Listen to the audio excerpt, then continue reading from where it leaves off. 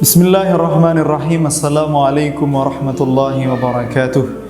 Alhamdulillah bijamalihi wa kamalihi, wassalatu wassalamu ala sayyidina Muhammadin khairi khalqih wa ala alihi wa ashabihi wa sairi ummatihi ila yaumil qiyamah. Amma ba'd, kita lanjutkan kembali kajian kitab Nasaihul Ibad. Nah, masih penasaran kan dengan nasihat yang berikutnya? Saya itu suka sekali membaca kitab Nasaihul Ibad karena nasihatnya sering sekali mengena kepada diri kita. Dan ini memang sebagaimana dengan judulnya, memang nasihat untuk lilma, untuk kita bekal nanti menuju akhir. Maka banyak yang menyentuh hati nasihat-nasihat yang dimunculkan oleh Al-Imam Ibnu Hajar Al-Asqalani rahimahullah. Marilah kita baca di Al-Maqalah Ats-Tsaniyah, makalah yang kedua dari bab Ats-Tsana'i, bab yang itu isinya nasihat dua-dua. Qala al-muallif rahimahullahu ta'ala wa nafa'ana bi ulumihi wa ulumis sa'iris salihin fid dharain amin ya rabbal alamin. Qala an-nabiy sallallahu alaihi wasallam, bersabda Rasulullah sallallahu alaihi wasallam, apa itu? Alaikum bimujalasatil ulama. Kata Nabi Muhammad SAW, wajib atas kalian, keharusan, nasihat kepada umatnya tentunya ini, kepada kita semua, saya termasuk, semua yang menyaksikan termasuk, dan dimanapun yang berada daripada umat Nabi Muhammad SAW, semuanya termasuk. Baik yang sudah berilmu, yang belum berilmu, yang petani, yang orang kaya, yang orang miskin, yang pengusaha, semuanya termasuk. Apa nasihatnya? Bimujalasatil ulama. Wajib kita semua berduduk-duduk, mujalasah. Duduk ini, duduk bersama, bersilaturahim, mendengarkan nasihat bersama siapa? Al-ulama, orang yang berilmu. Nah, sudah disebutkan al-ulama, namanya juga ulama, wahidnya, mufradnya itu dari alim, orang yang berilmu. Orang yang berilmu itu tentunya bahwa wasilah terbesar berilmu itu adalah dengan iqra, membaca. Mereka para ulama yang bermulazamah dengan bacaannya, dengan kitabnya, dengan Al-Qur'annya. Bukan yang mereka khutbah, bukan mereka yang banyak berceramah, bukan, tapi mereka yang senantiasa membaca, memahami, menghayati, mengamalkan ilmunya, itulah para ulama. Wallahu a'lam bimuradi. Nah, kita dengan orang-orang yang seperti itu, dengan mereka-mereka yang seperti itu, ulama ini, bermujalasalah, berduduk-duduklah.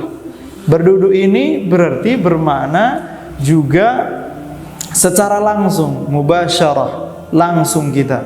Bahkan karena memang efek kita bertemu secara langsung, bukan melalui media misalnya, kita bersilaturahim langsung, antara rasa psikologis seseorang itu akan kena jiwa dengan jiwa yang bermain di situ. Maka senanglah, hobilah bertemu dengan para ulama, kunjungi mereka, ziarahi dimanapun mereka berada. Itu yang pertama. Kemudian yang kedua, wastima'i kalamil hukama, dan dengarkanlah perkataan orang-orang yang Allah berikan hikmah. Karena Allah SWT berfirman, wa man utiyal hikmata faqad utiya khairan katsira. Barang siapa yang telah Allah berikan hikmah, maka dia sudah diberikan Allah khairan katsira, kebaikan yang sangat banyak. Orang-orang hikmah, orang-orang yang Allah berikan hikmah ini biasanya seringkali muncul karena mereka rajin bermulazamah dengan zikirnya. Hatinya hidup, sehingga lisannya menjadi, perkataannya itu menjadi perkataan-perkataan yang itu berasal dari Allah Subhanahu wa taala, ilham dari Allah Subhanahu wa taala, sehingga nasihatnya mengena kepada hati kita. Jika suatu saat kita galau, susah dengan kehidupan yang kita lakukan keseharian, jika merasa diri sudah berada pada posisi yang terendah, maka bersegeralah bermujalasah, bersilaturahim dengan para ulama ini, dan mendengarkan dari perkataan-perkataan hikmah, dari ahli hikmah itu tadi. Seniscaya dengan dua ini kita lakukan, hidup kita akan tenang, hidup kita akan bahagia. Nah, maka ditutup nasihat ini dengan sabda Nabi Muhammad SAW, sayati zamanun. Ini sebagai akibat dari nanti kita tidak suka lagi berkunjung kepada ulama.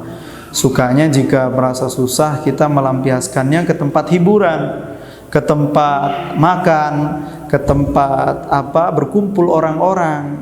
Jangan seperti itu. Maka lampiaskanlah, curahkanlah kesusahan dan kesedihan kita dengan berkunjung kepada para ulama, sehingga tidak terjadi yang seperti disabdakan Nabi ini. Apa itu? Sayati zamanun, akan datang suatu waktu, ala ummati, pada umatku. Dulu bilangnya, kemungkinan sekarang sudah terjadi. Yafirruna, mereka berlari dari apa? Minal ulama'i, dari para ulama. Sudah tidak mau lagi mereka mendengarkan nasihat para ulama dan tidak mau lagi berziarah kepada para ulama. Wal fuqaha, dan termasuk orang yang memahami ilmu syariat ini dari sisi fikihnya. Fayabtalihimullahu bi thalathi baliyatin. Kalau itu sudah terjadi, maka Allah akan akan berikan musibah kepada mereka dengan 3 musibah. Yang pertama, awwalaha yarfa'ullahul baraka min kasbihim. Akan Allah angkat keberkahan daripada usaha-usaha mereka. Na'udzubillahi min dzalik. Jangan sampai karena kita tidak lagi bermujalasah, berziarah kepada guru-guru kita, ulama-ulama kita,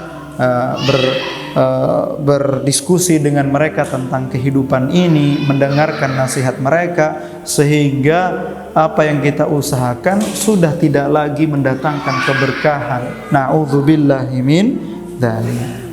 Yang kedua, watsaniyatu yusallitullahu ta'ala alaihim sultanan zaliman, dan Allah akan berikan ganjaran rizki kepada mereka dengan diberikannya pemimpin yang zalim.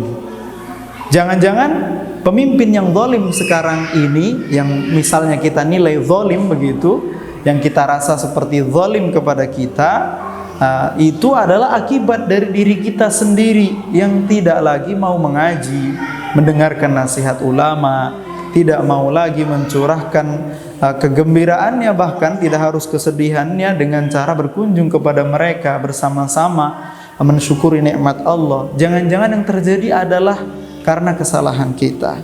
Maka marilah kita berkoreksi tentang diri kita masing-masing.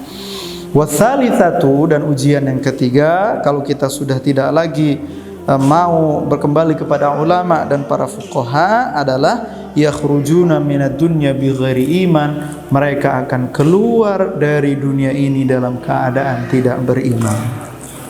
Logikanya sederhana. Misalnya, kita hidup sendiri, orang biasa. Apakah dengan hidup sendiri itu akan kita mendapatkan semangat untuk selalu berzikir misalnya saja, sholat berjamaah misalnya saja, kalau kita tinggal di rumah sendiri, kita orang biasa, pekerja biasa?